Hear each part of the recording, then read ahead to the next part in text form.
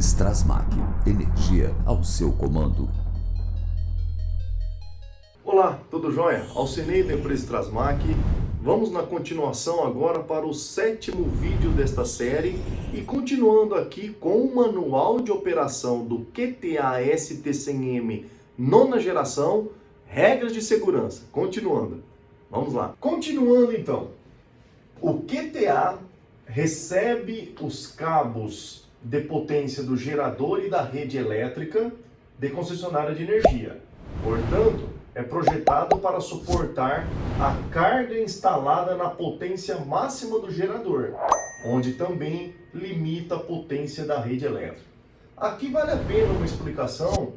Então, o QTA ele é projetado na potência do gerador, ou seja, foi feito um dimensionamento, normalmente por outra empresa, empresas até parceiras da Strasmac, faz um dimensionamento, verifica qual a carga instalada ou qual o projeto da carga que será instalado lá e fala, preciso de um gerador tanto de potência.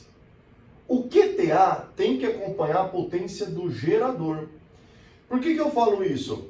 Porque quando você monta o quadro, você também limita a rede da concessionária. Por exemplo, vamos dizer que o cliente utilize um disjuntor de entrada de 63 amperes. Se ele pede um quadro para um gerador de 50 amperes, o QTA está limitado em 50 agora. Ele não chega mais no 63, conforme está no disjuntor de entrada do cliente. Então é muito importante isso. Esse nível que eu estou falando é de um gerador portátil, de carga mais até a nível residencial ou até mesmo uma carga mais específica de talvez uma sala em um hospital, ou talvez de um equipamento específico em uma indústria, onde aquele equipamento não pode ser interrompido. Enfim, aí quando tratamos então para alimentar um setor específico e eu tenho um disjuntor, por exemplo, acima, e pegamos um QTA com uma corrente abaixo, ele limita também quando temos a rede da concessionária de energia. Está limitada e condicionada pelo QTA. Importante essa análise na hora do projeto e do dimensionamento. 6. Para reconhecimento de gerador ligado por parte do QTA, é obrigatório que o disjuntor do gerador esteja ligado. Aqui parece muito simples essa explicação, não é? Parece até uma frase simples de entender e comum, mas por trás, né, a explicação dela ela é muito mais aprofundada. Por quê? Veja que para reconhecer o gerador ligado, lembrando que nós temos um QTA, quadro de transferência automática, que quando falta a rede da concessionária, manda partir o grupo gerador. O gerador entra em funcionamento. Só que, para o quadro reconhecer que o gerador está em funcionamento, ele reconhece pela tensão AC. Essa placa controladora ST100M reconhece pela tensão AC do gerador. E o que ocasiona isso? Quando ela reconhece, ela desliga o motor de partida e o motor de arranque que fez o motor a combustão entrar em funcionamento. Então, é importantíssimo isso. O QTA deve ter uma maneira de reconhecer que o gerador ligou. E essa maneira é pelo gerador e tensão AC do gerador. A tensão AC do gerador necessita do disjuntor do gerador estar ligado. Ele tem que estar em on, ligado. Se estiver desligado, mesmo que o gerador entre em funcionamento, o QTA e a placa controladora não vai entender que o gerador está em funcionamento. Isso é importantíssimo. Isso pode ocasionar até problemas mais graves com o gerador. Então é importante esta operação. 7. Em caso de falha do gerador, deverão ser analisados os seguintes pontos: nível de óleo, nível de combustível, disjuntor de saída do gerador, que pode desarmar por sobrecarga ou curto-circuito.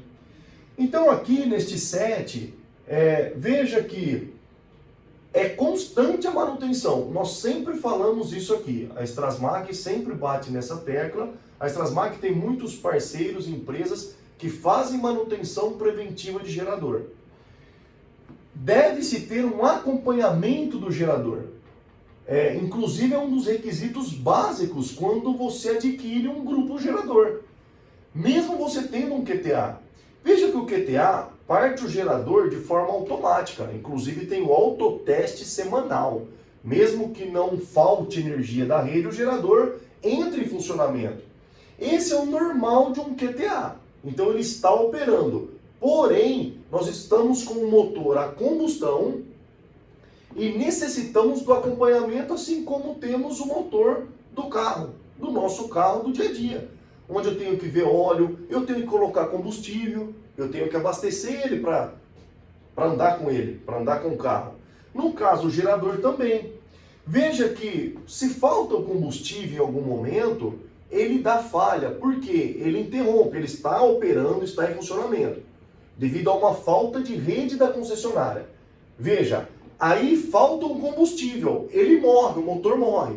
O QTA simplesmente também interrompe, não manda partir, interrompe o processo e fica aguardando o retorno da rede da concessionária. Então todo esse período que ficou sem combustível ou motor a combustão, ficou sem energia ao local. E só depois, quando volta a rede da concessionária, o QTA aceita a rede da concessionária. Então são importantes essas verificações. Veja que aqui também a gente falou de forma mais básica. Normalmente esses geradores portáteis são refrigerados a ar.